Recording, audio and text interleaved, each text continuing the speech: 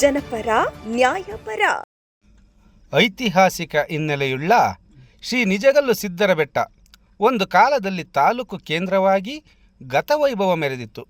ಇಂತಹ ಇತಿಹಾಸವಿರುವ ಬೆಟ್ಟದಲ್ಲಿ ಡಿಸೆಂಬರ್ 13ರಂದು ನಡೆಯುವ ಹನುಮ ಜಯಂತಿ ಪ್ರಯುಕ್ತ ಶ್ರೀ ಜಗದೀಶ್ ಚೌಧರಿ ಮತ್ತು ಅಭಿಮಾನಿ ಬಳಗದ ವತಿಯಿಂದ ಬೆಟ್ಟಕ್ಕೆ 3 ದಿನ ಮುಂಚಿತವಾಗಿ ಜಗಮಗಿಸುವ ವಿದ್ಯುತ್ ದೀಪಾಲಂಕಾರ, 12ನೇ ತಾರೀಕು ಮಧ್ಯಾಹ್ನ 2 ಗಂಟೆಗೆ ನಲ್ಲತಂಗ ಅಥವಾ ಶನಿಪ್ರಭಾವ ಮತ್ತು 13ನೇ ತಾರೀಕು ಮಧ್ಯಾಹ್ನ 2 ಗಂಟೆಗೆ ಸಂಪೂರ್ಣ ರಾಮಾಯಣ ನಾಟಕ ಹಾಗೂ 3 ದಿನ ಪ್ರಸಾದದ ವ್ಯವಸ್ಥೆ ಇರುತ್ತದೆ.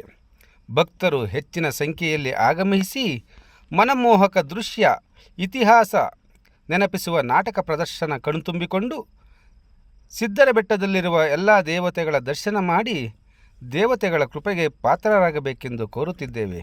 ಜೈ ಶ್ರೀರಾಮ್, ಜೈ ರಘುವೀರ ಸಮರ್ಥ.